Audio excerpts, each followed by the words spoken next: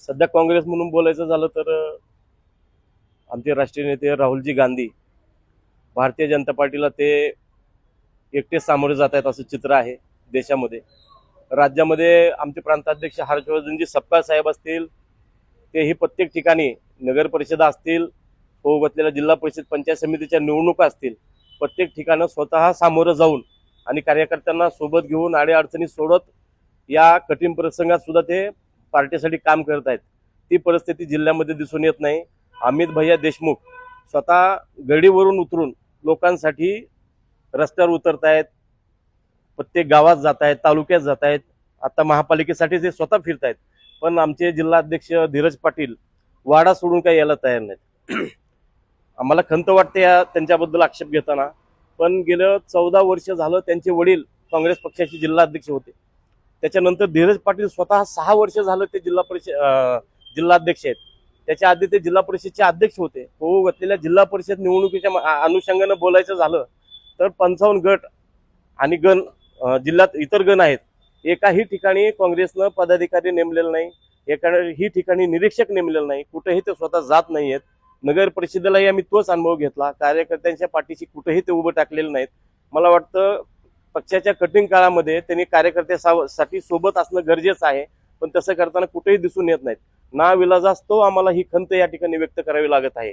कारण की परिस्थिती कार्यकर्त्यांच्या हाताबाहेरची आहे. भारतीय जनता पार्टी साम दाम दंड याचा वापर करून ज्या जमेल त्या पद्धतीनं सत्ता स्थापन करण्याच्या मागे लागलेले आहे.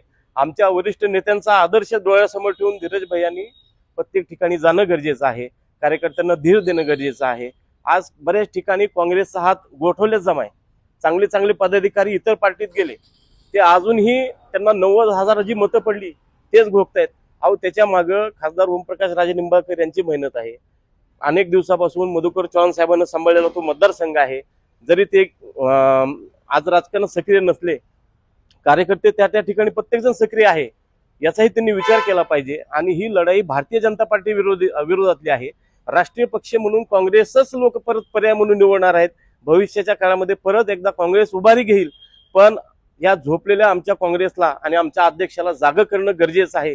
याच्यासाठी मी माध्यमांसमोर आलो आहे. आणि दुसरी महत्वाची गोष्ट, आदरणीय हर्षवर्धन सपकाळ साहेब असतील, अमित भैया देशमुख असतील, आमचे बंटी पाटील असतील, विश्वजित कदम साहेब असतील, या सर्वांनी धाराशिव जिल्ह्यामध्ये लक्ष घालून कार्यकर्त्याला बळ द्यावं एवढीच या ठिकाणी विनंती करतो. काय आव्हान असणार आहे? तक्रार केली का वरिष्ठांकडे? ना, आम्ही तक्रार म्हणून हे करत नाहीये. कारण की वारंवार आम्ही कळवतोय. कारण की कुठेही बैठका नाहीत. बघा, आता राष्ट्रवादीचे जिल्हाध्यक्ष असतील, प्रताप भैया पाटील असतील, आज पायाला भिंगरी लागल्यासारखं फिरतायत ते प्रत्येक ठिकाणी. कैलासदादा पाटील उभाटा गटाचे अध्यक्ष आहेत. प्रत्येक ठिकाणी त्यांच्या बैठका झाल्या, निरीक्षक नेमले. काँग्रेस कुठे आहे? येत्या सोमवार मंगळवारी आचारसंहिता लागेल जिल्हा परिषदची, असं मीडियाकडून कळतंय. आणि एक काळ हा काँग्रेसचा बालेकिल्ला होता. आज काँग्रेस कुठे आहे हा प्रश्न केला जातोय.